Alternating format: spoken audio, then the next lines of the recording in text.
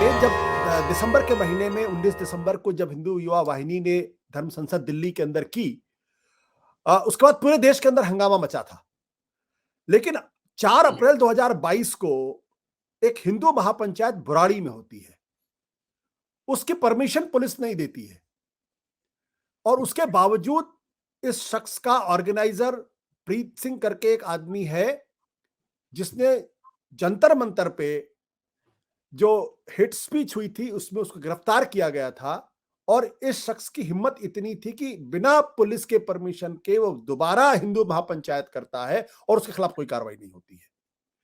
ये जो ऑडेसिटी है, क्या ये बिना पुलिस की मिलीभगत के संभव है या नहीं संभव है? और अगर सुप्रीम कोर्ट को ये लगता है कि अब ये कुछ ज्यादा हो रहा है, तो सुप्रीम कोर्ट कार्रवाई क्यों नहीं करता? क्यों 1.5 साल सवा साल का इंतजार करता है? राकेश जी, अपने को अनम्यूट करिएगा। आशुतोष जी, आपके पहले सवाल का जवाब मेरे से पहले वक्ता पहले दे चुके हैं कि पुलिस का संरक्षण प्राप्त होने के बाद ही कोई उस तरह की धृष्टता कर सकता है जैसा उस व्यक्ति ने किया। मुझे जहां तक याद आ रहा है कि जिस व्यक्ति ने वो कार्यक्रम किया था उसके पास पुलिस की परमिशन नहीं थी और शायद एक मुकदमा भी दर्ज हुआ था, वो भी सेक्शन 188 में हुआ था, जो कि फिरदौस भाई जानते हैं। वो सिर्फ वो है जैसे किसी सरकारी आदेश के ना मानने के बारे में होता है, वो 188 का कंप्लेंट शायद हुआ था उसमें, जहां तक मुझे याद आ रहा था। इसमें और 3 एफआईआर दर्ज हुई थी, 3 एफआईआर दर्ज हुई थी। उसमें 2 एफआईआर मारपीट धमकी की थी। हाँ, तो अब उसके आगे उसमें जो अन्य जो बातें की गई थी उस पर क्या क्या एफआईआर दर्ज हुई उसकी पूरी जानकारी इस वक्त मेरे पास नहीं है, क्योंकि बहुत सारी इसमें एफआईआर दर्ज हुई है।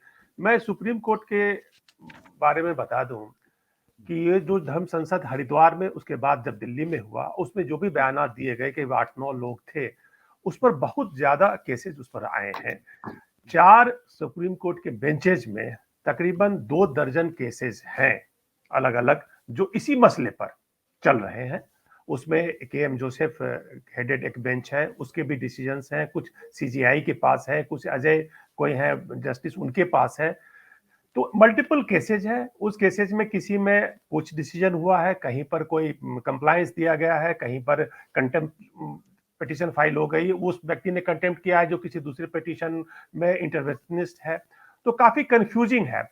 लेकिन जो अभी तक जो बात निकल के आ रही है, जैसे अभी एक जजमेंट जिसकी चर्चा हमारे किसी वक्ता ने की है कि एक जस्टिस जोसेफ का जजमेंट उसमें ये था, जो भी ही नवंबर महीने में आया था, उसमें यह कहा गया था कि जो हेट स्पीच के बारे में कोई फॉर्मल शिकायत नहीं होने के बावजूद भी एफआईआर दर्ज होनी चाहिए। तो ये जजमेंट तो नवंबर 2022 का है। तो अब इसके आगे इसकी पर अनुपालना की जा सकती है। अब वो जो घटनाएं हुई हैं वो 1 साल पहले की हैं। 1 साल पहले उस समय क्या आदेश थे?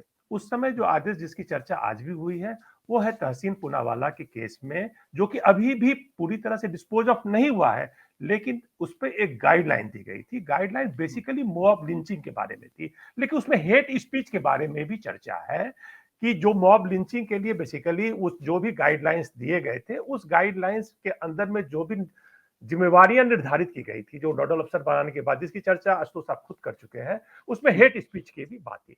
अब सवाल यह है कि उस गाइडलाइंस का पालन नहीं होने पर हम एक क्या कंटेम्प्ट पिटीशन डाल रहे हैं? नहीं। आज के सुप्रीम कोर्ट के जो भी कार्रवाई हुई है उसमें जो वकील थे पिटिशनर की तरफ से, उन्होंने साफ कहा कि कंटेम्प्ट पिटीशन नहीं है। ये बेसिकली वो ये चाहते हैं कि जो किसी दूसरे केस में, जो पहले जो तुषार गांधी का जो केस था, उस केस में जब उनको ये आदेश मिला था दिल्ली पुलिस को कि वो अपना स्टेटस रिपोर्ट फाइल करें, वो स्टेटस रिपोर्ट फाइल नहीं कर रहे हैं, इसलिए दोबारा उनको स्टेटस रिपोर्ट फाइल करने के लिए फिर समय दिया गया। पिछली बार उन्होंने स्टेटस रिपोर्ट इसलिए फाइल नहीं किया था, उन्होंने शायद कहा कि उनके सॉलिसिटर जनरल और अटॉर्नी जनरल जो है देश से बाहर है। तो अब वो देश से बाहर वाली बात ये 6 महीने हो गई है, लेकिन अभी तक स्टेटस रिपोर्ट फाइल नहीं हुआ है। तो आज जो भी घटनाक्रम सुप्रीम कोर्ट में हुआ वो सिर्फ उसी लिए है कि दिल्ली पुलिस अपना स्टेटस रिपोर्ट फाइल करे। अब स्टेटस रिपोर्ट फाइल क्या करेगी? हमारे पास स्टेटस पहले से ही है कि उसमें जितने लोग शामिल थे उसमें से एफआईआर दर्ज हुई, उसमें कोई भी अरेस्ट नहीं हुआ है, काफी हल्की धाराओं में ही एफआईआर दर्ज हुई है। जबकि ये लोग जो चाहते थे, जो पिटिशनर चाहते थे कि उसमें कुछ और भी धाराएं लगाई जाए, यूएपीए की धाराएं लगाई जाए, सेक्शन 15 लगाया जाए, सेक्शन 16 लगाया जाए यूएपीए की, जो कि एक टेररिस्ट एक्टिविटी के लिए होता है। तो वो सब धाराएं नहीं लगाई गई है। जो धाराएं पहले से निर्धारित हैं 153A, 295, 505, वो सब धाराएं लगाई गई हैं। लेकिन अब उस धाराओं पर आगे इन्वेस्टिगेशन करने से ही तो सबूत मिलेगा। लेकिन अब सबूत के लिए इतना लंबा समय नहीं लगना चाहिए मेरे हिसाब से, क्योंकि ये सारे सबूत, इसके वीडियोज अवेलेबल हैं। अब सिवाय सिर्फ उसके एक एफएसएल एग्जामिनेशन के अलावा उसमें और कोई ज्यादा इन्वेस्टिगेशन नहीं चाहिए, क्योंकि गवाहों की जरूरत नहीं है। सारा कुछ जो है ऑब्वियस है, मीडिया में है, वीडियो में है। सिर्फ आपको उन वीडियो की सत्यता को ही प्रमाणित करनी है। एक बार वो लैब में इन्वेस्टिगेशन होकर ये सत्यता प्रमाणित हो जाए, उसके बाद उसमें इन्वेस्टिगेशन में और ज्यादा कुछ नहीं रह जाता है। तो हमें पता है। आशुतोष जी, मैं एक बात और कहूंगा कि दिल्ली पुलिस की जो स्थिति इस वक्त है वो किसी से छिपी हुई नहीं है। मैं एक घटना जानता हूं कि दिल्ली के जो मुख्यमंत्री इस वक्त हैं, वो 2014 में अमेठी में एक शब्द बोलने के कारण कि जो बीजेपी को वोट देगा उसको खुदा भी माफ नहीं करेगा, आज तक वो 153, 295 का मुकदमा झेल रहे हैं और एक उन पर चार्ज भी निर्धारित हो चुका है। जबकि वो सिंपल सी लाइन थी, उससे कहीं गुना ज्यादा, कितने गुना ज्यादा डेंजरस बातें इस धर्म संसद में कही गई, उस पर एफआईआर नहीं हुआ। तो एफआईआर उसी पे होगा जिस पर राजनीतिक जो भी प्रभाव है उसको देखते हुए, जो राजनीतिक दबाव है उसको देखते हुए ही एफआईआर होता है। एक और बात मैं आशुतोष जी आपको कहना चाहूंगा कि सुप्रीम कोर्ट ने इस हेट स्पीच के मामले में करीब 20-25 केसेस में अलग अलग जजमेंट्स दिए हैं। मुझे तो सारे केसेस के बारे में आइडिया भी नहीं है, लेकिन उस जजमेंट के बावजूद भी जो भी अनुपालन होना चाहिए, मैं सुप्रीम कोर्ट की एक व्यवस्था देख रहा हूं हाल के दिनों में। सुप्रीम कोर्ट ने करीब करीब हर मामले में कुछ न कुछ गाइडलाइंस दिया है। अरेस्ट के मामले में गाइडलाइंस दिया हुआ है, अंटिल वाले केस में, अरनेश कुमार के केस में। क्या वो गाइडलाइन पुलिस मान रही है? नहीं। ठीक उसी तरह से हेट स्पीच के बारे में है, मॉब लिंचिंग के बारे में है, वो फेक जो ट्रायल, जो फेक जो इनकाउंटर्स हैं उसके बारे में है।